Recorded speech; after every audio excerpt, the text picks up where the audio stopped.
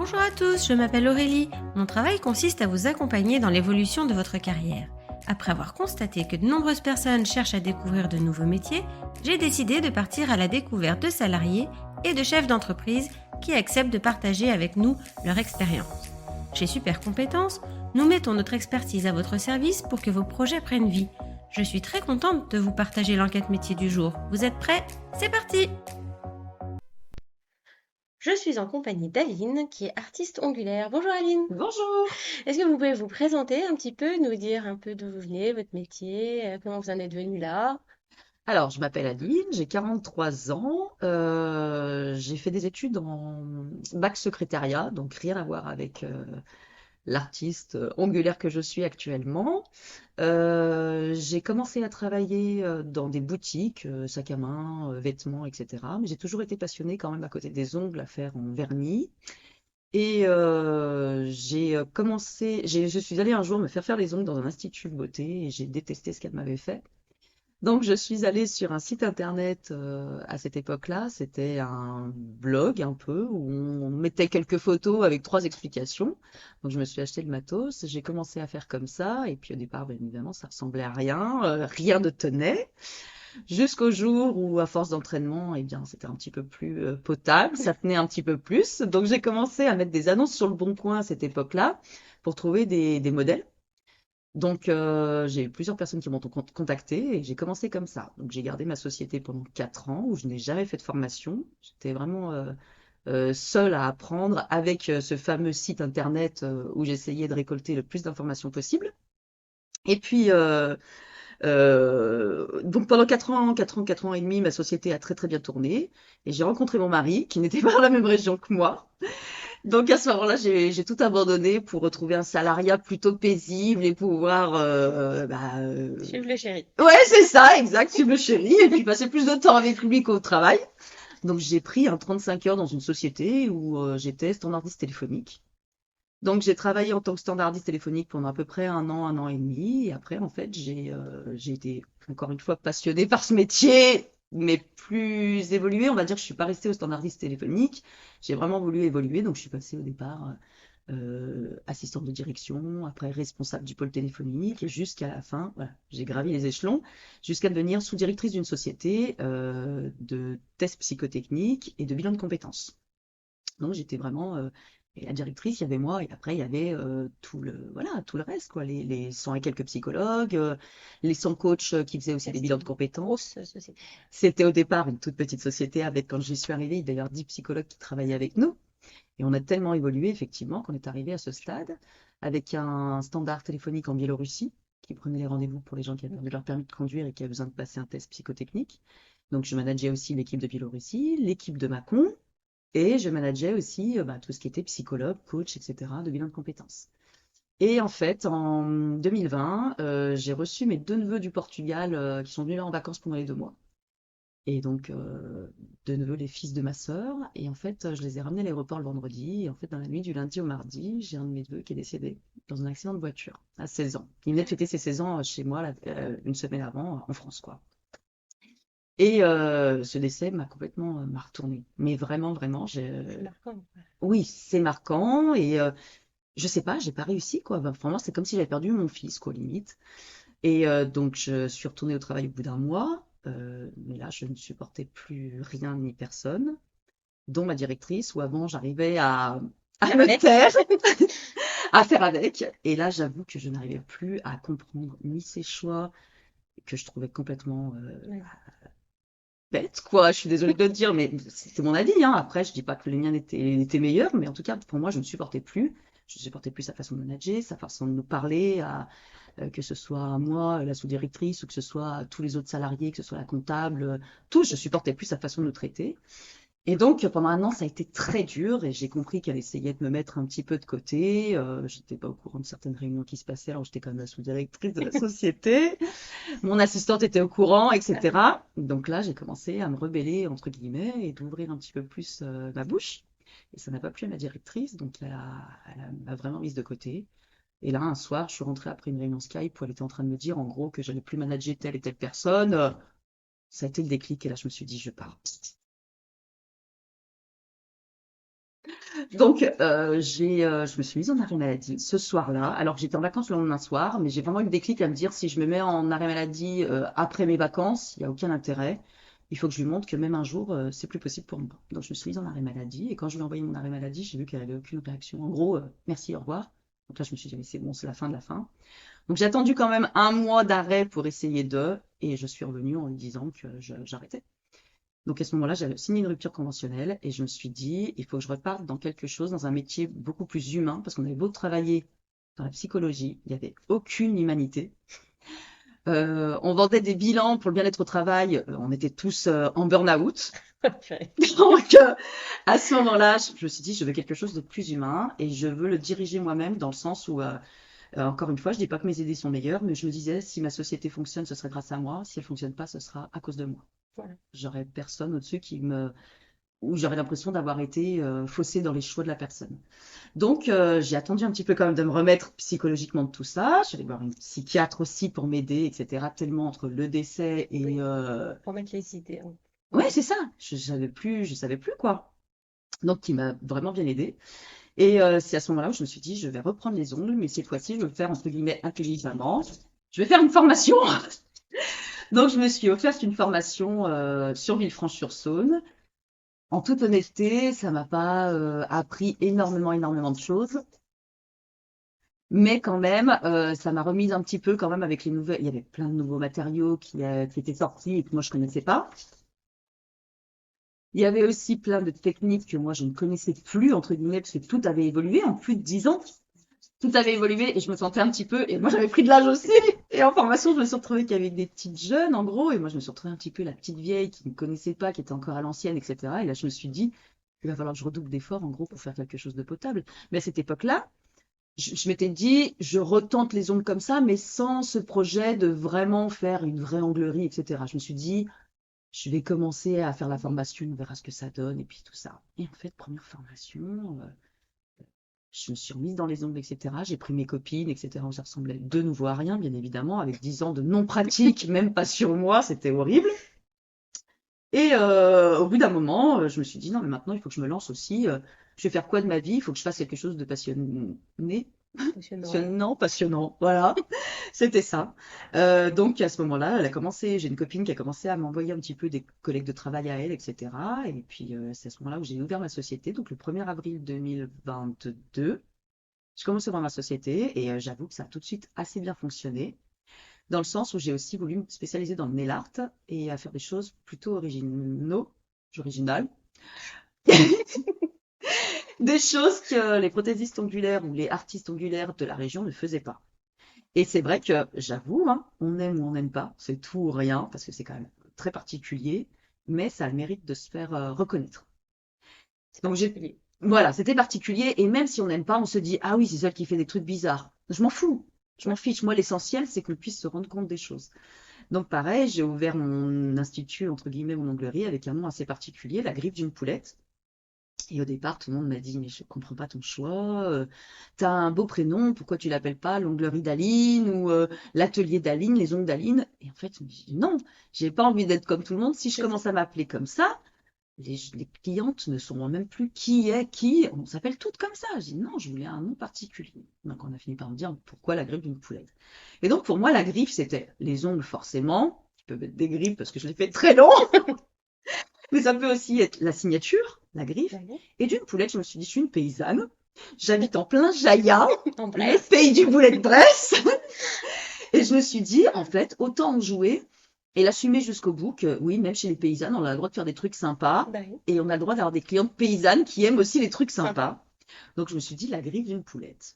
Bon, je me suis bien fait charrier là-dessus, mais tant pis, j'ai assumé.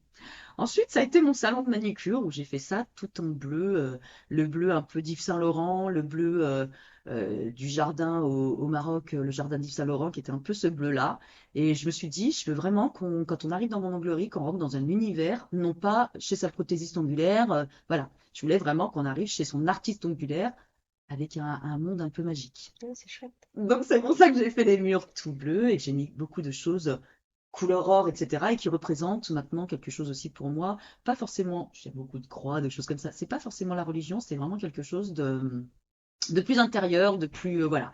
Et je pense qu'effectivement, le décès de mon neveu aussi m'a poussée à assumer mes choix et mes envies, c'est-à-dire de mettre des choses peut-être religieuses ou autres dans mon salon, mais qui étaient importantes pour moi et qui, pour une fois, je me fichais du choix des gens et de l'envie des gens, je l'ai fait comme moi je voulais. Et c'est vrai que bah, ce salon et ce nom m'ont attiré vachement de clientèle aussi, parce que forcément, on en a plus parlé que si je m'appelais Les Ongles d'Aline avec un institut blanc et rose, ça a attiré plus de monde. Et donc, j'ai commencé à beaucoup travailler aussi sur les réseaux sociaux.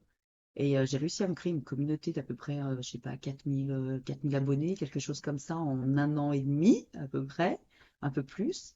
J'ai commencé à faire aussi beaucoup de réels, bah, d'ongles, mais aussi beaucoup de réels où maintenant je donne des conseils, des choses comme ça. Et ça m'a effectivement aidé à me faire connaître. Et je fais planning complet depuis à peu près, ça doit être août l'année dernière, je crois, mon premier planning complet. Et je reçois entre 5 et 7 clientes par jour. Et donc, planning complet au bout d'1 an et quelques mois, mai, juin, juillet, août, 1 an et 4 mois, c'était énorme, quoi. Bah ouais, ça a pris vite, quoi. Oui, ça a pris vite, mais je suis sûre que c'était vraiment un tout. Et puis, il y a aussi bah, le caractère de la personne, la personnalité. Et je pense que le fait bah, de papoter, de discuter, voilà, bah, les filles, elles me disent tout le temps, même des clientes qui sont là depuis mes débuts, me disent, je suis trop pressée d'arriver à mon rendez-vous. Parce que pour elles, c'est leur moment à elles. Et puis, c'est leur moment aussi avec moi. C'est C'est leur ça. moment où elles vont retrouver des beaux ongles.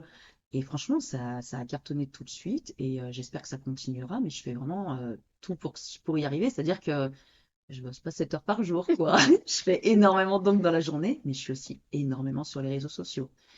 C'est vrai que j'ai laissé peut-être un petit peu ma famille aussi de côté par rapport aux réseaux sociaux, mais pour moi, c'était indispensable si je voulais faire monter, entre guillemets, la sauce et puis que ça prenne. Et c'est exactement le cas. Donc maintenant, mes réseaux sociaux, je suis encore beaucoup dessus, mais j'aimerais à terme que ce soit plus de l'entretien de réseaux sociaux plutôt que de passer tout le Tout temps le temps. dessus. D'accord. Et donc, au quotidien, vous faites quoi alors? Vous recevez les clientes? Alors, je reçois les clientes, je les accueille, effectivement, et après, on parle déjà de sa prestation, de ce qu'elle aimerait, par rapport à ses ongles, par rapport à ses goûts, par rapport à son envie du moment, etc. Je sais pas, par exemple, elle me dit j'ai envie de rouge, je vais aller dans mes 350 couleurs, je vais lui donner le nuancier de rouge, elle va choisir ce qu'elle veut, et là, on va en parler, etc., de ce qu'elle aimerait, de la déco, pas de la déco, du 3D, pas du 3D, des choses comme ça, et après, on se met à la prestation tout en papotant, en discutant, buvant même une bière de temps en temps quand on arrive à 10 heures et dans le rendez-vous de 18 heures. Et voilà, quoi, j'encaisse ma cliente, je lui tamponne sa carte de fidélité parce qu'au bout de 12 prestations, on a le droit à 50% de remise hors décoration, hors nail art. Et ça aussi, ça a créé aussi une fidélité. Oui. Parce que pas dans tous les salons on a ça. Et voilà, après, je reprends rendez-vous pour la fois d'après. Au départ, c'était comme ça. Maintenant, je suis obligée de faire mes plannings à peu près 3 mois à l'avance pour qu'elles puissent anticiper leur rendez-vous. Et certaines anticipent même jusqu'à décembre, de Ah oui, décembre à décembre. Hmm. ah oui, sur l'année. Bah, pour être sûr en fait d'avoir les horaires et les jours qu'elles veulent, parce que les femmes qui travaillent jusqu'à 17h30, elles arrivent ici à 18h. Dernier rendez-vous c'est 18h. Je n'en ai pas 50 000, il n'y a que 5 jours dans la semaine. C'est ça. C'est vite réglé quoi. Donc pour être sûr d'avoir le rendez-vous, effectivement, elles prennent le rendez-vous avant. Donc une journée type, on va dire que c'est ça. À la fin de ma journée, tous les outils que j'ai utilisés dans la journée, je les utilise pour une seule personne. Tous les outils que j'utilise dans la journée, je les nettoie, je les désinfecte, je les fais sécher jusqu'au lendemain où je les re-range, je nettoie mon salon, etc., etc. L'administratif, vous le faites quand? Alors l'administratif, ça c'est un peu plus compliqué. Au début, je m'y tenais bien. Je faisais mes factures tous les jours, mes petites facturettes, etc. J'encaissais bien mes chèques tous les soirs. Et là, j'ai pris énormément de retard et je le fais à la fin du mois. Donc, je fais mes factures, donc ça me prend un temps fou. Mais honnêtement, le soir, j'ai plus envie, après avoir Ouais, désinfecté mon profitez. matos, tout ça, j'ai plus envie, j'ai plus le temps, j'ai envie de moi aussi me poser sur le canapé, Être un peu avec la manger. famille, Voilà, un exactement, petit passer peu. du temps avec ma fille, etc. Donc, j'avoue que l'administratif, un petit peu moins, mais il faut que je m'y remette sérieusement. Mais voilà, là, j'avais un petit peu de retard aussi sur les chèques, donc voilà, j'ai eu pas mal Ouais, il de trucs faut à trouver poster. du temps pour tout, quoi, parce que Oui, forcément. l'agenda, c'est bien rempli. Bah, c'est ce qu'on dit toujours, on dit toujours un artisan, il n'est pas que artisan de son métier, quoi. Il est aussi bah, comptable, il est aussi secrétaire, pour poser les rendez-vous, pour tout ça, il est community manager, etc. Donc voilà. Ouais. D'accord. Et vous travaillez le week-end? Alors, j'essaie de travailler un samedi par mois. Comme maintenant j'ai une clientèle régulière, j'essaye de positionner toujours ces clientes du samedi, le même samedi, un mois plus tard. D'accord. Ce sont des clientes qui sont vraiment trop loin. Par exemple, moi je crois que c'est Servas. Elles viennent quand même d'assez loin, quoi, plus loin que Tournu, etc. Elles viennent de loin, du coup. Oui, oui, il y en a qui viennent de très loin. Pas très loin. Pour moi, je considère que Ouais, c'est bah, très loin quand même de se il y a taper 45 trois minutes. quarts d'heure Ouais, c'est ça, trois quarts d'heure de route pour venir voir alors qu'il y en a dans leur village. J'estime que voilà. Donc c'est plutôt flatteur d'ailleurs. Mais je sais qu'elles sont peu disponibles le soir ou 18h. Elles n'arriveront jamais à 18h ici. Donc je les place le samedi où je travaille toute la journée. Mais un seul samedi par mois, je remets toujours les mêmes clients. D'accord. Quelles sont les compétences nécessaires pour ce travail? Alors, il faut être patiente, avoir beaucoup de minutie, très important. Avoir un super bon sens du relationnel, je pense aussi, parce que je pense que c'est aussi ce qui fidélise. Parce que, comme me disait ma mère, elle allait se faire les ongles, elle, dans la ville où elle habitait, et elle me disait, moi j'arrivais, on se disait bonjour, je disais ce que je voulais, et paf, on parlait pas de la prestation, quoi. C'est ça. Et après, c'est un choix, hein. Je veux dire, il y a plein plus de prothésistes, donc des techniques, ouais, celles qui font de la technique ongulaire, qui sont plus là-dedans, mais moi, je peux pas, quoi. Je peux pas m'arrêter juste au côté technique et ne pas partager des moments de vie, des choses comme ça ensemble. Donc voilà, quoi. Les Des compétences. compétences. Minutieuse, patiente, effectivement, avoir un bon sens du relationnel, et puis pas avoir peur de se remettre en question sans arrêt.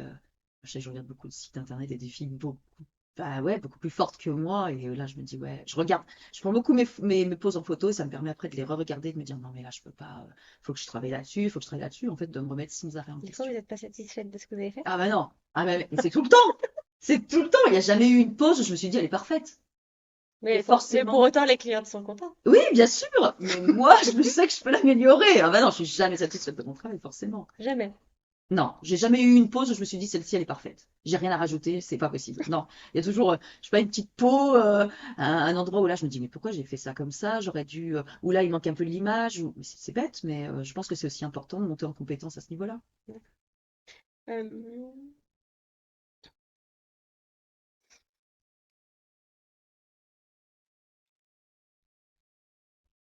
donc, quel parcours pour arriver ici?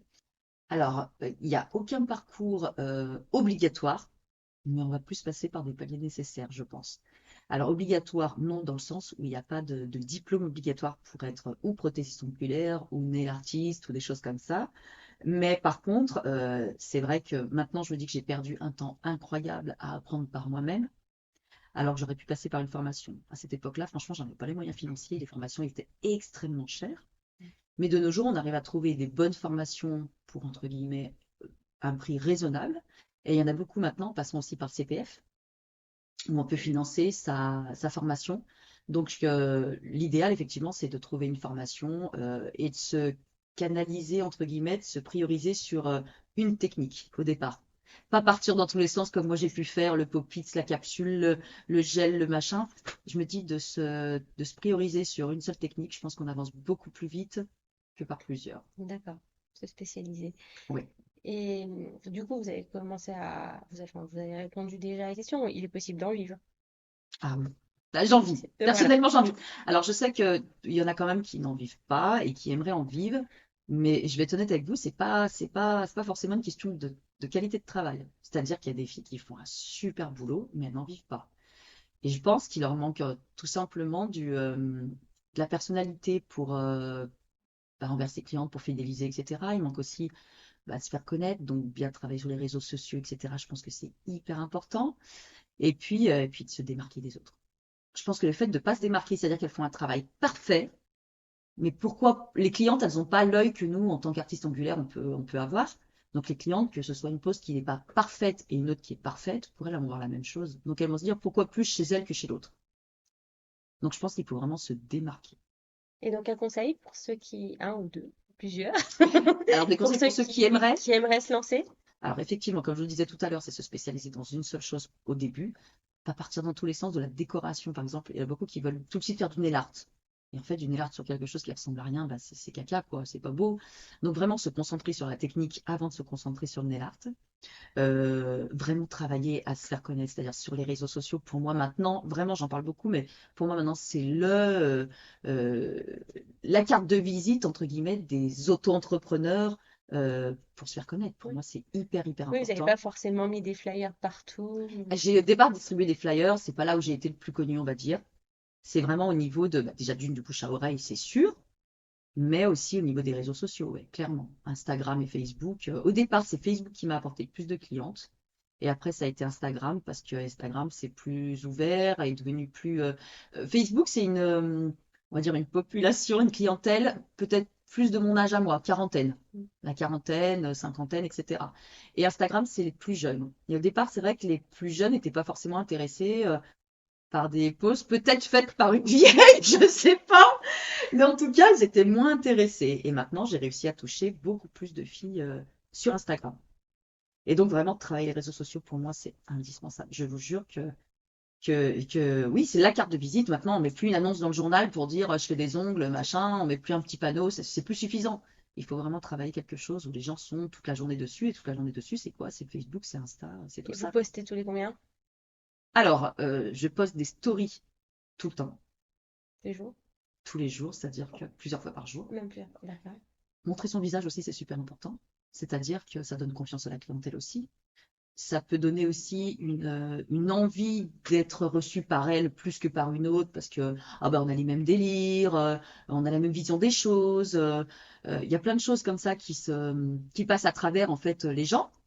Donc, pour moi, c'est hyper important. Donc, je parle beaucoup de travail, mais ça m'arrive aussi de parler de ma vie personnelle.